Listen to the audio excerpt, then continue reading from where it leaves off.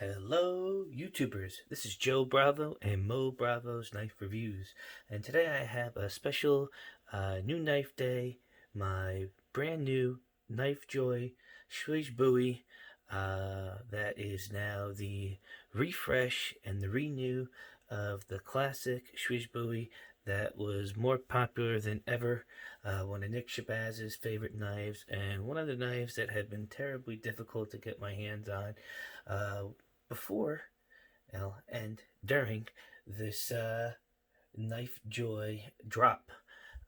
And, I'm not comparing it to the CKF Chimera because they're two different knives, but I do want to compare them in regards to price point and hype. So, without further ado, I'm going to introduce the CKF Chimera. Now, I do say Chimera because I don't know. That's what comes out of my mouth. I read it. It is CH, and it should be Chimera, but it's not. It's Chimera, and everybody's gonna break my chops over that. And if I mess up, c'est la vie. We've got two fantastic knives that are made in M390 steel. This is the CKF version, Custom Knife Factory. It's made out of Russia with collaborators and designers that span the globe. This one is Danila Merchek, which is again, another name that they call this is the Yeti, CKF Yeti 521454 Chimera, and it is fantastic. That is a lot of blade. It is 3.66 inches, and it weighs 5.82 ounces. It's got some Zerk on the back spacer, as you can see here, and it's got a Damascus clip, which again you could see here.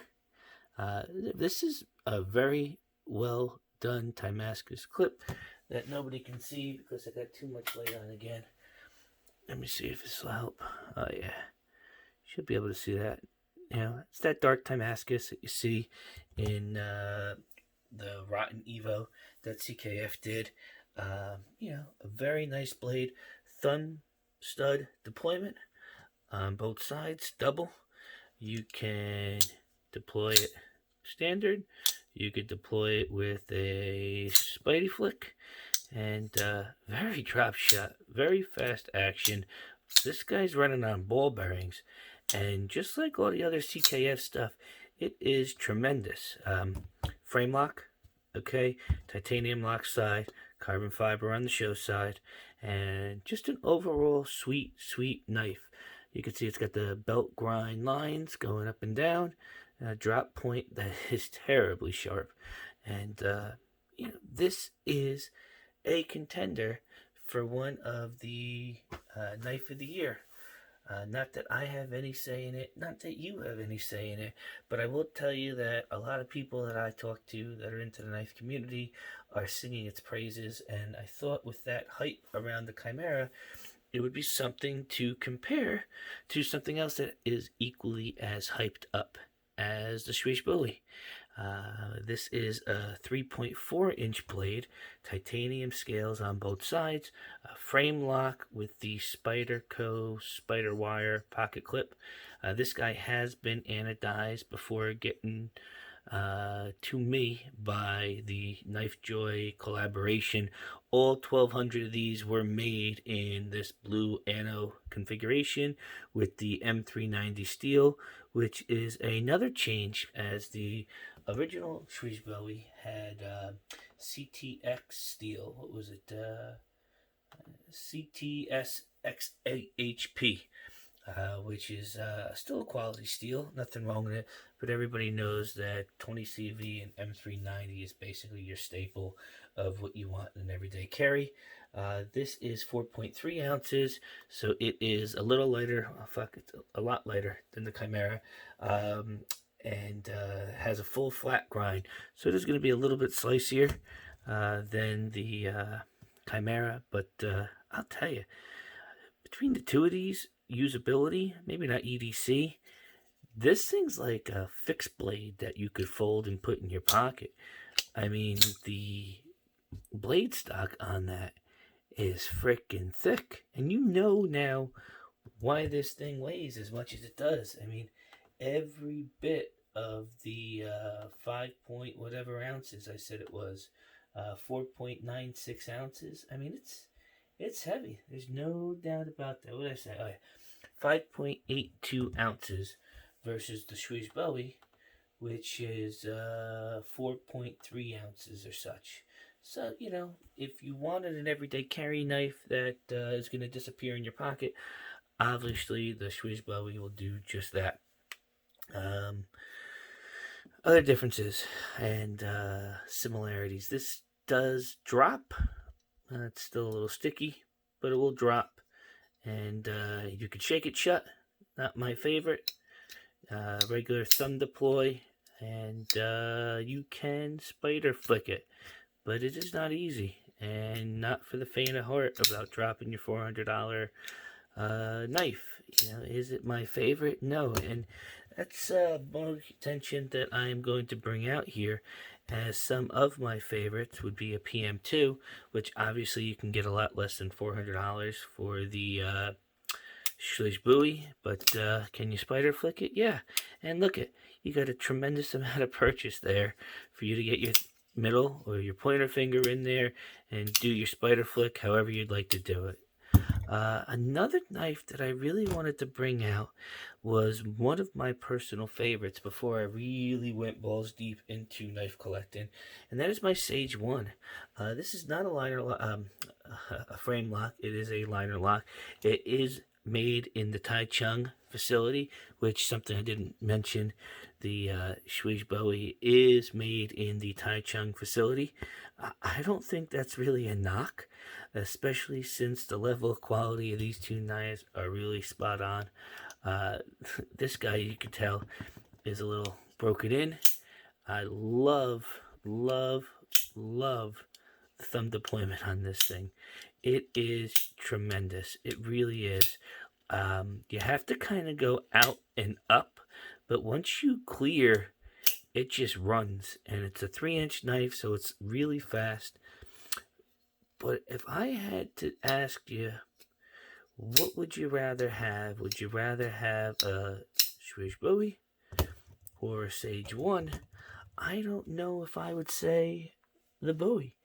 I think that this Sage 1, and this is, again, the S30V model, they now make this in the Maximate steel model, is any lesser of a knife than the Slyz Bowie. I know everybody's going to say, well, Joe, you're wrong. This is an M390. This is in titanium. This is a frame lock that's a lot better than a liner lock. Okay, I'm not going to argue with those items. But I'll tell you, in the pocket, in the hand, usable edge, leaf style blade, I am a freaking fan of the Sage 1. And I don't know if I would go and spend the $400 on the Bowie. Is it a nice knife? Yes. Is it going to do everything you wanted it to do? Yes. Is it narrower than my Sage 1? Yes. By much? No. Is that worth the difference to you? To some, probably. Is it a bad knife? No. And we are nitpicking on stupid little items. Just like my Chimera. I don't care for it. Why? Because it's thumb studs. And everybody here knows that I don't care for thumb studs. Guess what? It's a fucking fantastic knife. I don't know what to tell you. This is awesome. This knife will not let you down. And I thought about moving it. I really did, but I want to give it a chance. I got guys like Justin, guys like Corey, guys like Will. They are screaming at me to use this knife. Don't let it be my Anton Bodica. Don't let it be my Holt Spectre. Use this knife. Look at how much cutting there is there. I mean, it is fantastic. And let me go back and look and see what the grind is, if it even says what kind of grind. No, it doesn't say. I mean, it looks like it is a hollow grind as it tapers up It's not a full flat like you see here in the Slyz Bowie, but I mean, I can't get over the fact of how solid this knife feels. And another thing that sucks about this knife is it's thick. It's thick as hell. And, you know, I'm going to get my M390 Jungle F95. And, you know, I want to tell you the difference between these knives and, you know, your price point. This is a $450 knife. That's a $400 knife. This is an $1,100 knife. Now look, you get the same length. This definitely has a lot more belly, a lot more cutting edge. But look at how narrow it is. And I know one's carbon fiber, one's not. This thing sits in the pocket so much thinner than this chunky thing. But look at the size of the blade stock. I mean, you can't say it's 1-to-1. The Chimera is, you know, probably 30% thicker and more user friendly. I mean, there's nothing that this thing is going to take and not come back for more. Can you say that about the Shirogorov? I don't know. I mean, what can I tell you? This action's the fucking bee's knees. Multi-row bearing system, titanium, frame lock. I mean, it is perfect in every shape, and I love the way it sits in my pocket. This sits in my pocket as well as any knife that I have, and yeah, that's saying a lot. I mean, shit, I pocket carried my Boudica the other day, and I loved it, and that's a huge bitch. I mean, I'll go get him out. I can't tell you that I don't like big blades, and I can't tell you that I don't like big knives. I mean, here's the Boudica, just so you can get, and maybe this thing spoiled me. I don't know what to tell you. This thing rode in my pocket all day at the barbecue I was out this weekend. I'm going to put it in my pocket right now, and I'll tell you again, I mean, I barely feel this thing the way it sits in my pocket. And I don't know if that's a testament to the pocket clip, how I wear my pants, or what. Everybody is different. Everything is subjective. I will tell you, this thing is thick. It is thick, and it just doesn't sit right in the pocket. And can I get over it? Probably. I mean, for the blade shape and the blade size of that thing, can I get over it? Probably. Can I get over it not having the thumb studs? Probably. But is it a keeper? You know, for me, I will probably move on from that knife, especially when you compare, you know, a couple of $1,100 and $1,700 pocket knives on the table. But if I had to have one of these as my hard user, I'm telling you, I wouldn't question the fact that there's nothing that I'm going to encounter that day that thing can't handle. And I don't know, can you say that about the Boudica? Yeah, it's a pretty knife, you know? Yeah, it's got an interesting blade shape. It sparkles. It's got the Timascus. But you'll shit it up. I don't think you could shit up the Chimera. And that is one of the only things that's keeping it on my table. The Bowie, it's gone. I already have my buddy Corey. He's going to take it off my hands. He's a good dude, and he can't wait to get his hands on this knife. And I hope it brings him all of the joy that one can have from a new knife, because he fucking deserves it. I do want to give a shout out to Chris Miller and the guys over at Knife Joy. They really did a great job reintroducing this knife. I've got no animosity, probably because I got one. If I didn't get one, I'd probably be a little salty, but I still understand that, you know, 1,200 knives distributed to a whole bunch of wackadoos that wanted that knife for the only reason because it's a Slyz Bowie. And God bless you if you got one. If you didn't, they're on the secondary. I think eBay's got one for $4,000. But what can I tell you? They are out there. They can be had. You can make your own opinion on them, because God willing, that is your right. That's your ability to. And it doesn't mean I got to listen to it. It doesn't mean that I'm right and you're wrong. But I'm really excited to hear what other people are saying about the Bowie. You know, Is it a bad knife? No. And I keep saying that. Is it a $400 knife?